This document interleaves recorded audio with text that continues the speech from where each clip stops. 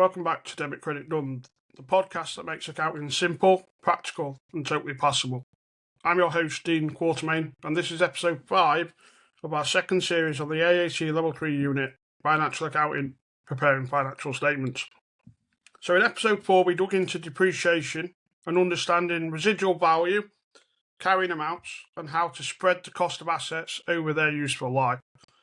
I set you a challenge at the end of episode 4, and before we jump into today's topic, let's quickly review the solution. So just a quick recap then of the challenge that I set at the end of episode 4. It was as follows.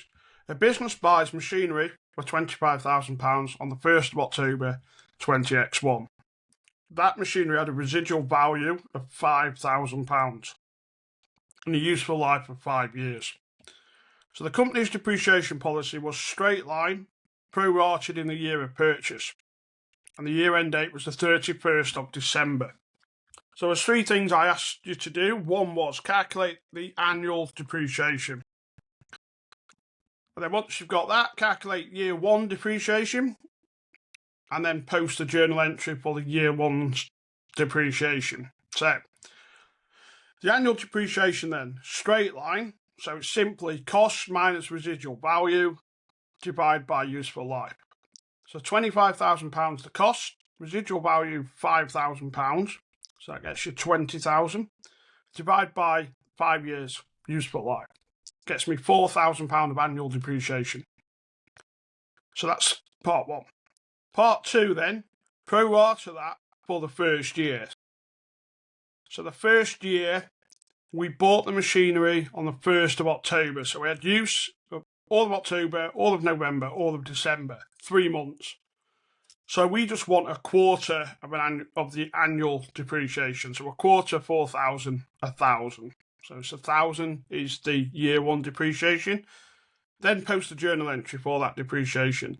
So quite simply, debit the depreciation expense for £1,000 and credit accumulated depreciation for £1,000. So for the first year, the expense in the statement of profit or loss is therefore going to be £1,000, and the carrying amount in the statement of financial position for the asset will now be the cost, £25,000, minus that first year's depreciation, which is £1,000. So the carrying amount is £24,000. Okay, so hopefully everyone's okay with that. We're going to move on now to today's topics. So today's topics are all related to adjustments. So this is how you go from your initial trial balance, make your adjustments in adjustment columns on your ETB, extended trial balance, and then get your final trial balance that you then use to prepare your financial statements. So we're looking at today specifically the adjustments that go in those adjustment columns. And there's 3 things we're really going to look at: accruals, prepayments, and irrecoverable debt. And we're also going to touch on allowances for doubtful debt. So before we do that, we're just going to recap the accruals basis of accounting, what that is and why that's important, especially when we're looking at adjustments. So the accruals basis of accounting is one of the key fundamental concepts in accounting. And what it really means is that we record transactions in the period they relate to and not when cash is actually paid or received. So this ensures that each period's accounts show the real performance and position of the business. Now, without adjustments, your statement of profit or loss may well be distorted, showing either too high or too low a profit, simply because some bills or income fall into the wrong periods. So that's why adjustments are important. So as I mentioned, we're going to look at 3 key adjustments: accruals, prepayments, and irrecoverable debt. We'll start by looking at accruals. So we're just going to talk around what they are. We'll cover each of the different adjustments, then we'll look at some more detailed examples. So what are accruals? Well, accruals are a liability, because it represents an expense that relates to the current accounting period that hasn't yet been paid, and in quite a lot of cases not even yet been invoiced. So common examples include utility bills that arrive after year end, wages that are earned by staff at the end of the month but not paid until the following month, and services received before year end that are then billed after year end. Now, by recording an accrual, we increase the expense in the statement of profit or loss to match the period it relates to, and we show a corresponding liability in the statement of financial position.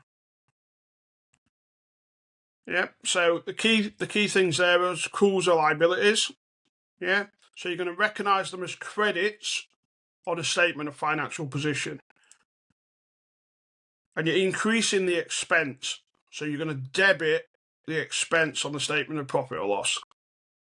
Yep. The flip side of that then is these things known as prepayments. Now these are somewhat easier to understand because, concepts like prepaid mobile phones, we understand prepayments a little bit more than we do accruals generally. So a prepayment is an asset because the business has paid for something in advance that relates to a future period. Now, very common with a number of different things, but a couple of examples I'm going to throw out there. Rent paid at the start of the quarter or start of the year. So you might pay, certainly commercial rent, you'll pay it up front, you'll pay quarter's rent up front. Annual insurance premiums paid in advance. So car insurance, you pay for it today, covers the next 12 months. Subscriptions or service contracts that extend over a year end. So you pay for it in, say, September, and it covers your year ends 31st of December. So part of that's this year, part of that's the next financial year. Now, by recording a prepayment, you reduce the expense in the statement of profit or loss because part of that payment doesn't relate to the current year. And we record it as an asset in the statement of profit or statement of financial position because the business has the right to receive those goods or services at a future date. So the key thing there, prepayments are assets, yeah, so debit on the statement of financial position, yeah, and they reduce the expense. So if they reduce the expense, it's a credit to the statement of profit or loss.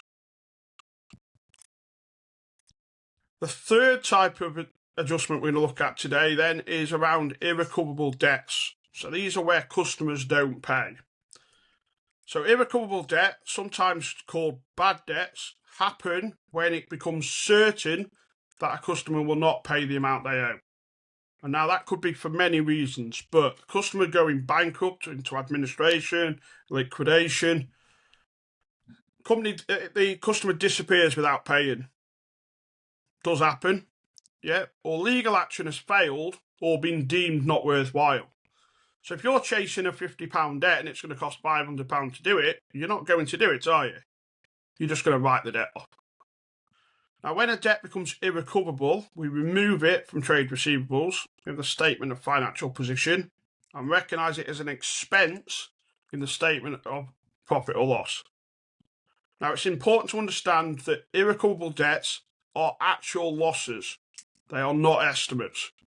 So you don't estimate irrecoverable debt. Yeah? It's certain actual losses. Yeah? If you're only estimating some debts may not be collected, so if you're saying, well, I don't think Mr. Bloggs is going to pay us, what you've got there is an allowance or a provision for doubtful debt. And we'll look at that in a little while. So that just outlines the three key adjustments that we're looking at today. I'm now going to look at each one of those adjustments and provide an example, which hopefully tries to contextualise it a little bit. So when we're looking at accruals then, my example is, today's the 15th of August, and the business has received plumbing work relating to its warehouse at value of £450. The plumber has completed the job, but the invoice has not yet been sent. The work relates to this financial year, so he must record the cost now, even though the bill might arrive in the following financial period. So what are you going to do? Well, it's an accrual, yeah? So you're going to increase expenses. So debit, repair and maintenance expense for £450. That's the expense side of things. So you've increased that. And then you're going to recognise a liability called accruals for the same value. So you're going to credit accruals, the liability, for £450. So that ensures that the expense appears correctly in the statement of financial position in the correct period, and the statement of in the statement of profit or loss in the right period. And the statement of financial position shows the liability until the invoice is received and paid. Yeah, so again, ensures that the expense appears in the statement of profit or loss for the correct period, i.e. this financial period. And the statement of financial position shows the liability until such a time the invoice is received and paid. Prepayments then, so looking at a prepayment example, common one as I mentioned is around rent. So let's say that we've got rent of £1,200 for January, February, March, so the 3-month period January to March, and that was paid in December. So, and the year ends the 31st of December. So all £1,200 relates to the following financial year. So we need a prepayment. So we're going to debit prepayments. Prepayments, remember, an asset. We're going to debit the asset, increase the value of the asset, prepayments by £1,200. And then we're going to credit rent expense. We're going to reduce the expense in the current period by £1,200 because none of that relates to the current period. And then the third example we're going to look at is irrecoverable debt. So the example here is customer owes us £5,000, but they've gone bankrupt. So gone bankrupt, we're not getting the £5,000, we need to write off the £5,000. So what we're going to do, debit irrecoverable debt expense, yeah, expense on the statement of profit or loss. It's an expense, so we're going to debit that, £5,000. And we're going to credit trade receivables. Remember, trade receivables is an asset. We're reducing the value of the asset, so we're going to credit the asset for £5,000, reducing the amount that's outstanding for trade receivables. Now, the key thing with all of those examples is it's ingrained in that dead click knowledge. If you understand dead click, yeah, debits, yeah, increase expenses, assets and drawings, credits, increase liabilities, income and capital. If you understand that, you can do all of this. Yeah. Now, we talked about irrecoverable debt and irrecoverable debt being certain debts, i.e. actual, physical, absolute certainty, never getting the money. What happens if you say, well, I don't think Mr. Smith's going to pay us? So what you've got there is a provision or an allowance for doubtful debt. So the allowance for doubtful debt is an estimate of receivables you do not expect to collect based on either past experience, current market conditions, or just some information you do have available to you at that time. So you can calculate it as a percentage of year-end receivables, or you can just say, I don't think we're going to get Mr. Bloggs as debt. Yeah, make an allowance based on Mr. Bloggs, or which is, a more specific allowance, or you can have a general allowance, which is a percentage of outstanding trade receivables. So we're going to look at a quick example then. So say you've got trade receivables of £40,000 at year end, and the policy is that you've got a general allowance for doubtful receivables of 2%. So what you're going to do is work 2% of 40,000, which is £800. Yeah. So that's the provision you need. And then you're going to work out, the question will probably tell you what last year's provision was.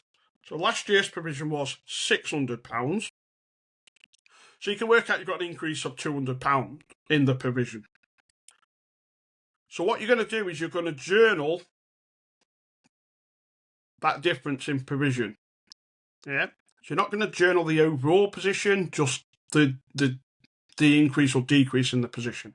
So we've got an increase of £200 here. So we're going to increase yeah, the liability. We're going to increase the expense. So we're going to put the expense into current year, the £200 expense into current year, and then increase the provision or the allowance for doubtful debt.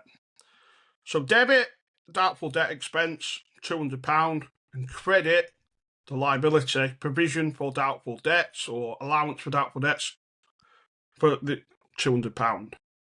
Yeah. So be correctly recorded in year, £200. Yeah. And the overall provision for doubtful debts on the statement of financial position will be the £800. £600 brought forward from the previous year, plus the £200 in this year.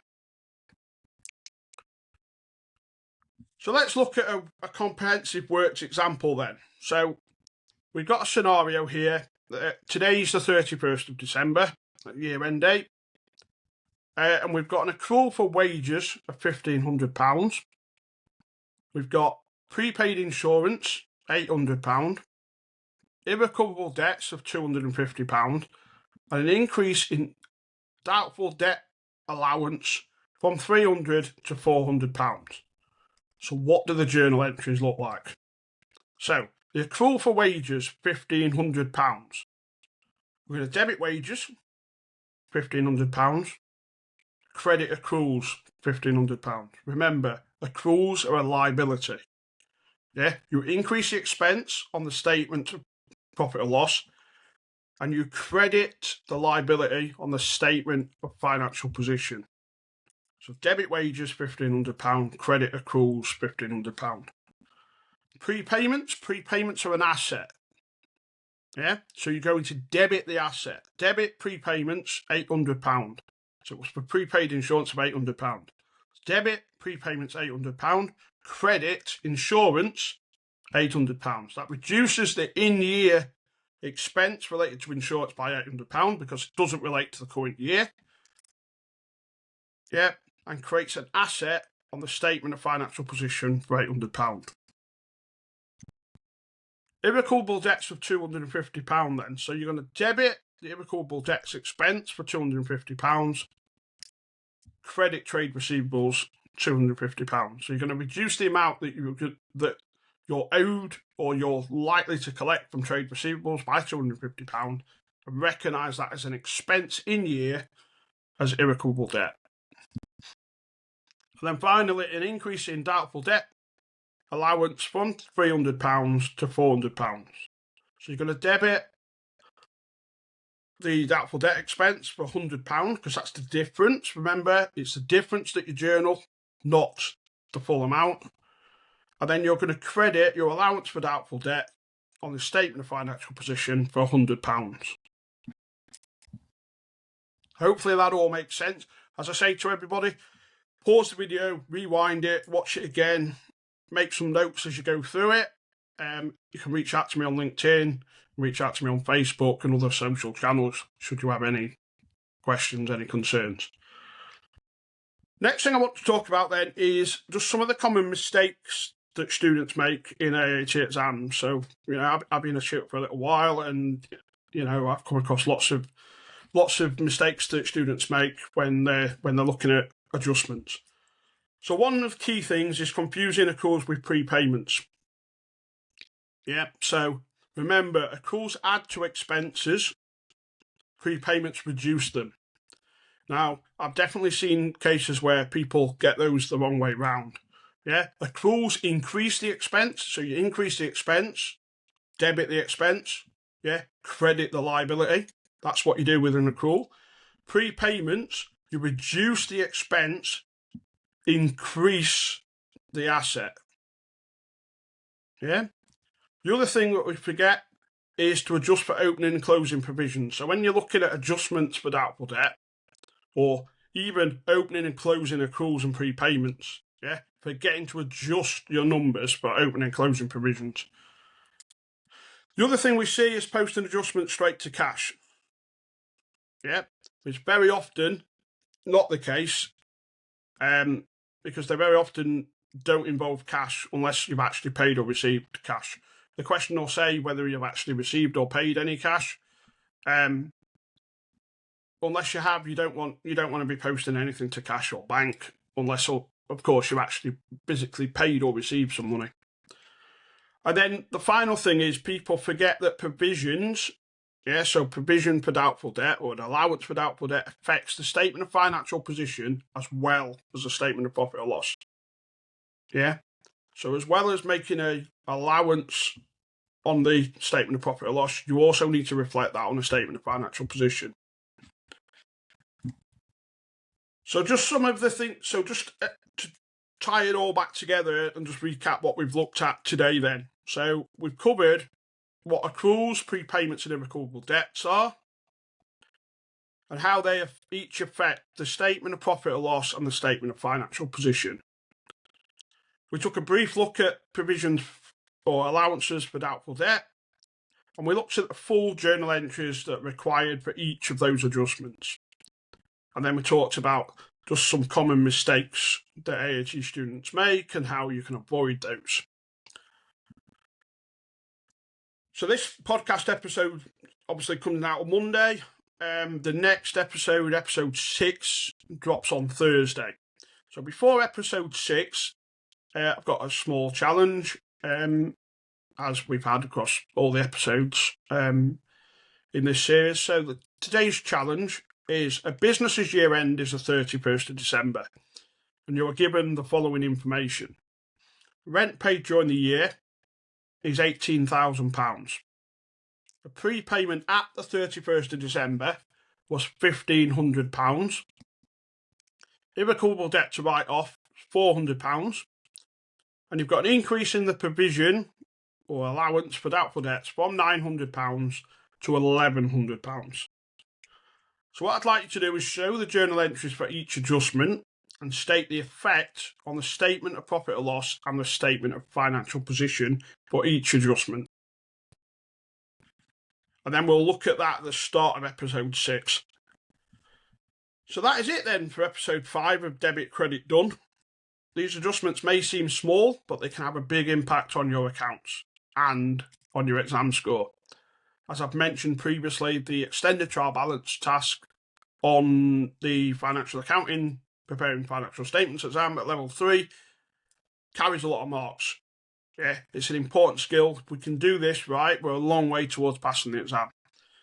Now in episode 6, we're going to continue down our FAPS journey with inventory valuations, making sure your closing inventory figures is accurate and it complies with this thing known as IS2.